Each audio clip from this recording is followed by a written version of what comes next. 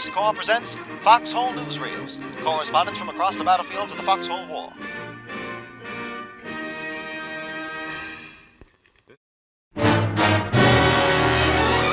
War number 6 wraps up in favor of the Wardens, who lead the collies 4-2 with total wars won.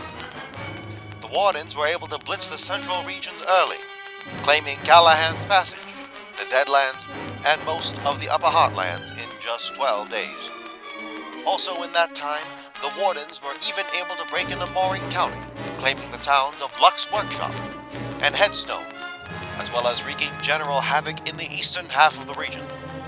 However, just a few days later, the collies were able to unlock and introduce the new armored car to the front line, bringing early war speed and light armor on a rotating turret to break up Warden infantry formations and flank the slow-moving field machine guns.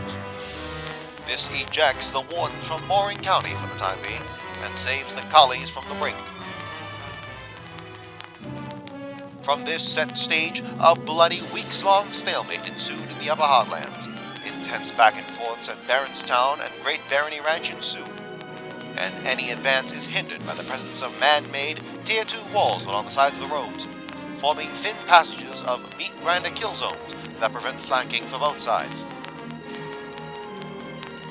As the war dragged on, the Wardens, still holding on to Callahan's and the Deadlands, used their cascading economy in sulfur and tech parts to reinforce their line, capturing the remaining towns in the Upper Heartlands, and breaking back into Mooring County, going so far as to cross the river and take the towns of Ogmaron and Spade by approximately day 100.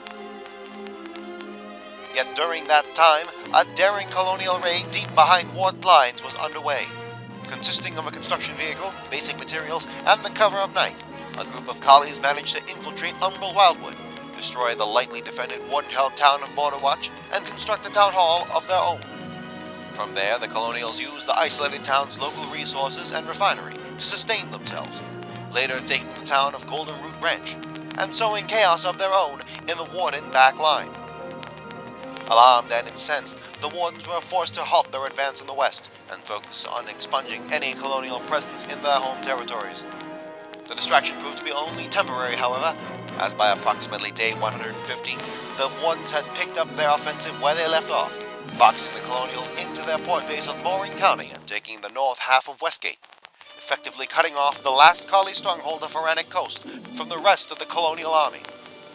Several weeks later, the Wardens had smashed through the bulwark at Westgate and swept through Feranic Coast defenses.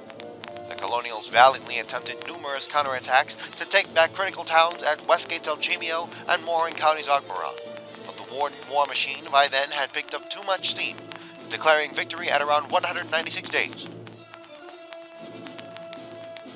By war's end, 74,973 colonials lay dead, while 68,171 Wardens also perished, totaling 143,144 troops lost to the Sixth World Conquest. Yet another loss for the collies, but at the time of this recording, the collies are most likely closing out War 7 with a victory in the east, bringing the tally to 4-3 Wardens. What kind of action will War number 8 bring? Only time will tell.